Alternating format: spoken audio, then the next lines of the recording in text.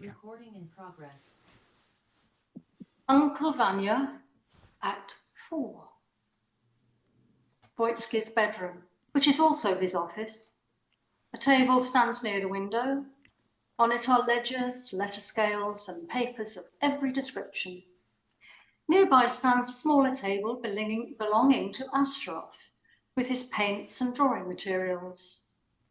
On the wall hangs a cage containing a starling. There is also a map of Africa on the wall, obviously of no use to anybody.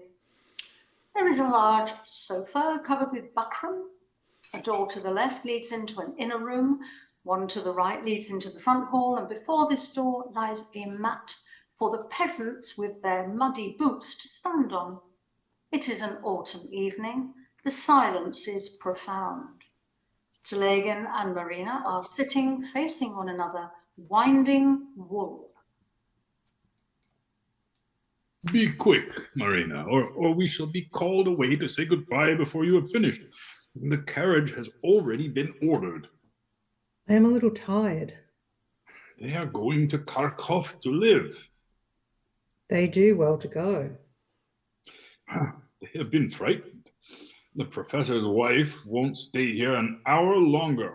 If we are going at all, let's be off, says she. We shall go to Kharkov and look about us, and then we can send for our things. They are traveling light, it seems, Marina. That fate has decreed for them not to lead. That fate has decreed for them not to live here. And quite rightly. What a storm they have just raised. It was shameful. It was indeed. The scene was worthy of the brush of Aibazovsky. I wish I'd never laid eyes on them. Now, we shall have things as they were again. Tea at 8, dinner at 1, and supper in the evening. Everything in order as decent folks, as Christians like to have it. It is a long time since I have eaten noodles. Yes, we haven't had noodles for ages. Not for ages. As I was going through the village this morning, Marina, one of the shopkeepers called after me. Hey, you hanger-on! I felt it bitterly. Don't pay the least attention to them, Master. We are all dependents on God. You and Sonia and all of us. Everyone must work. No one can sit idle. Where is Sonia? In the garden with the doctor, looking for Ivan. Ivan, excuse me. They fear he may lay violent hands on himself. Where is his pistol? I hid it in the cellar. Voitsky and Astrov come in. Leave me alone. Go away. Go away and leave me to myself, if but for an hour. I won't have you watching me like this. Yes, Vanya. He goes out on tiptoe. The gander cackles. Ho, ho, ho. She gathers up her wool and goes out. Leave me by myself. I would with the greatest pleasure. I ought to have gone long ago, but I shan't leave you until you have returned what you took from me. I took nothing from you. I'm not jesting. Don't detain me. I really must go. I took nothing of yours. You didn't. Very well. I shall have to wait a little longer, and then you'll have to forgive me if I resort to force. I shall have to bind you and search you. I mean what I say. Do as you please. To make such a fool of myself. To shoot twice and miss him both times. I shall never forgive myself. When the impulse came to shoot, it would have been as well had you put a bullet through your own head. Strange, huh? I attempted murder, and I am not going to be arrested or brought to trial. That means they think me mad. I am mad. And those who hide their worthlessness, their dullness, their crying heartlessness behind a professor's mask are sane? Those who marry old men and then deceive them under their noses, of all, sane? I saw you kiss her. I saw you in each other's arms. Yes, sir. I did kiss her. So there. No, no, no, it is the earth that is mad, because she still bears us on her breast. Oh, that is nonsense. Well, am I not a madman, and therefore irresponsible? Haven't I the right to talk nonsense? This is a farce. You're not mad. You're simply a ridiculous fool. I used to think every fool was out of his senses, but now I see that lack of sense is man's normal state, and you are perfectly normal. Oh, if you knew how ashamed I am. These piercing pangs of shame are like nothing on earth. I can't endure them. What can I do? What can I do? Nothing. You must tell me something. Oh, my God. I am 47 years old. I may live to 60. I still have 13 years before me, an eternity. How shall I be able to endure life for 13 years? What shall I do? How can I fill them? Oh, don't you see? Don't you see? If only I could live the rest of my life in some new way. If I could only wake some still, bright morning and feel that life had begun again, that the past was forgotten and vanished like smoke. Oh, to begin life anew. Tell me how to begin. What nonsense. What sort of new life can you and I look forward to? We have no hope. None. None that I'm convinced, or that I'm convinced. Tell me what to do. I feel such a burning pain here. Stop.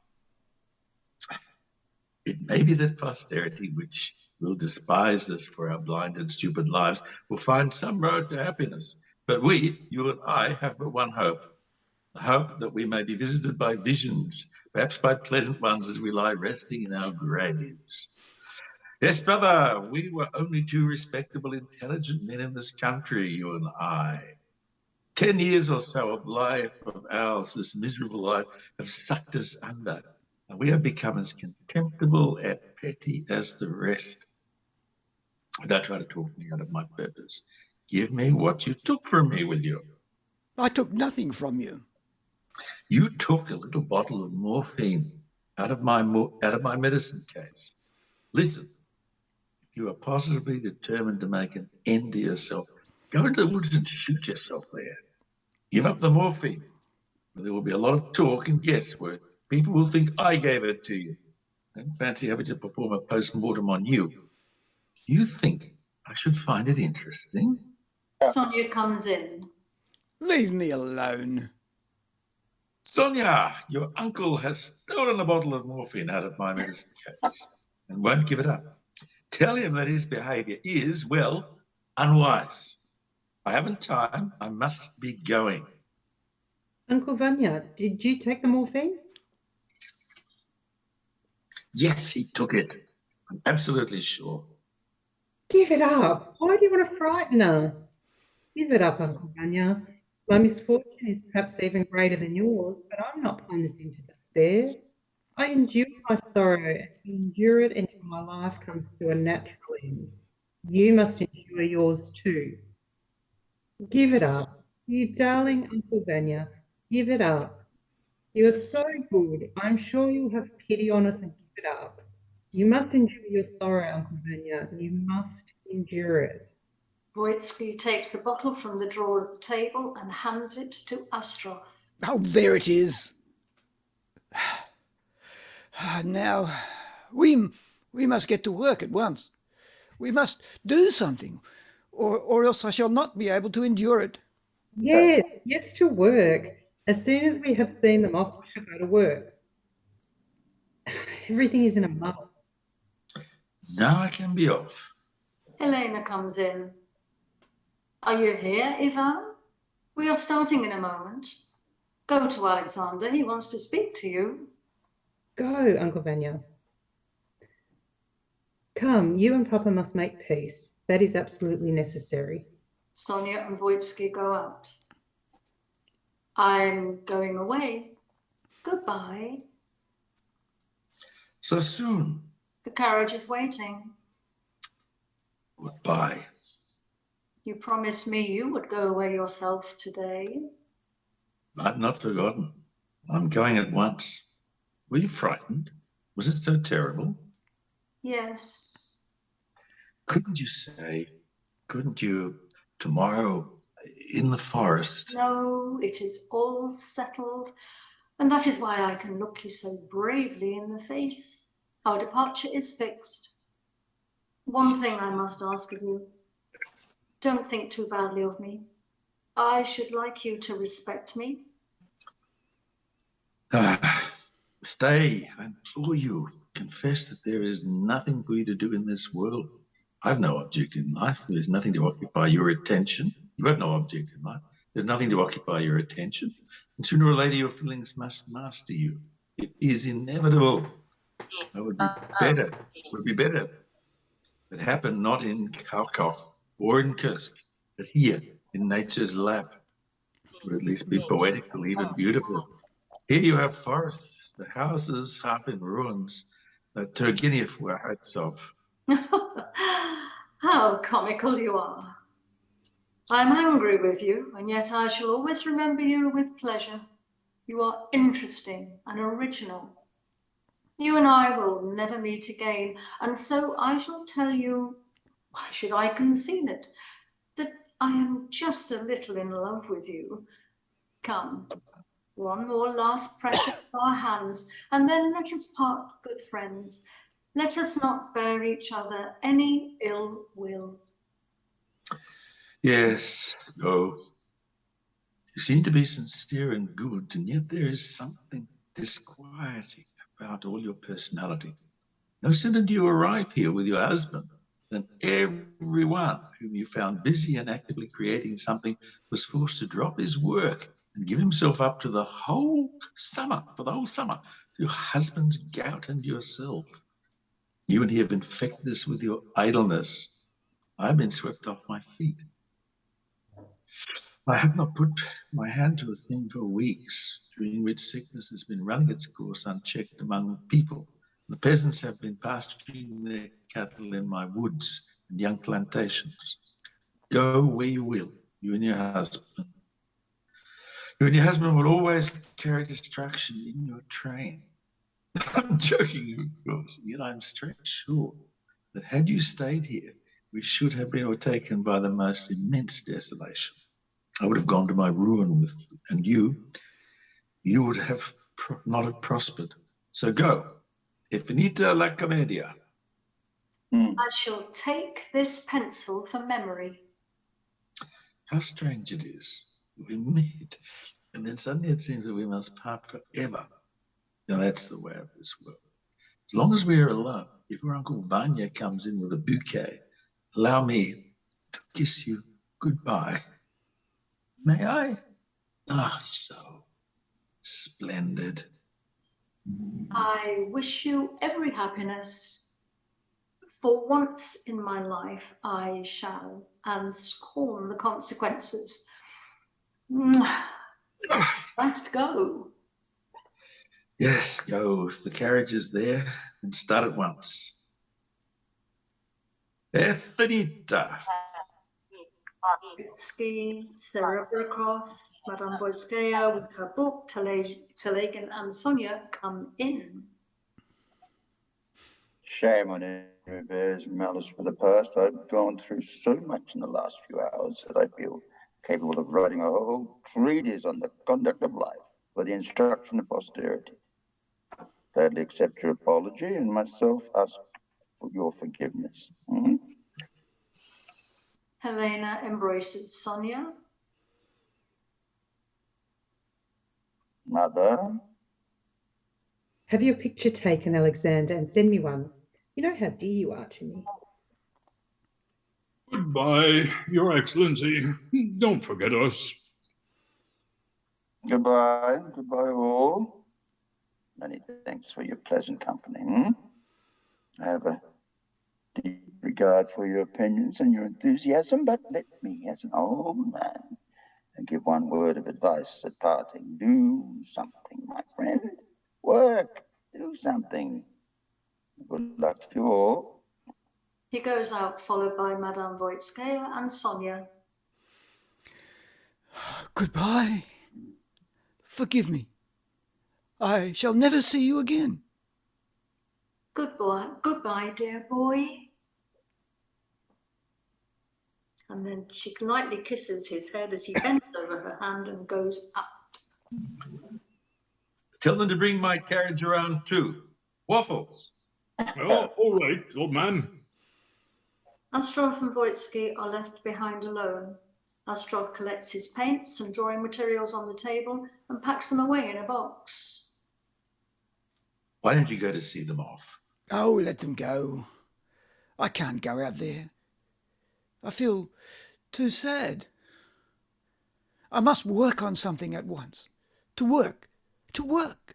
He rummages through his papers on the table. A pause.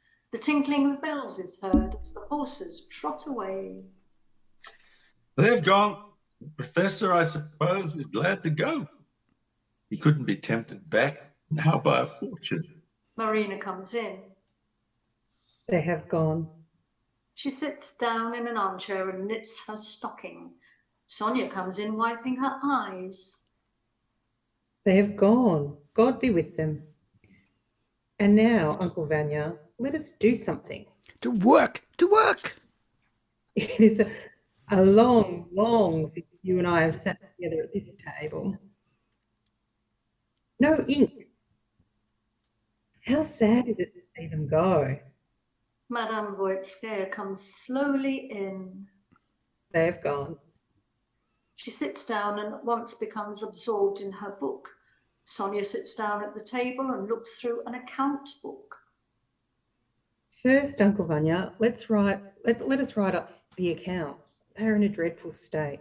Come, begin. You take one and I'll take the other. In account with... The Sandman has come. How still it is. The pens scratch, the cricket sings. It is so warm and comfortable. I hate to go. Tinkling of bells is heard. My carriage has come. Then I remains but to say goodbye to you, my friends, and to my table here, and then away. Don't hurry away. Sit a little longer with us. Impossible. And carry forward from the old debt to 75. Workman comes in. Your carriage is waiting, sir. All right. Yep. Look out, don't crash the portfolio. Oh, very well, sir. When shall we see you again? Hardly before next summer. Probably not this winter, though, of course. If anything should happen, you will let me know. Thank you. Thank you for your kindness, for your hospitality, for everything. Goodbye, old nurse. Are you going without your tea? I don't want any nurse. Won't you have a drop of vodka? Yes, I might. Marina goes out. My off-wheeler has gone lame for some reason. I noticed it yesterday when Peter was taking him to water. You should have him reshod. I shall have him to go around by the blacksmith's on the way home. It can't be avoided. I suppose it is roasting hot in Africa now.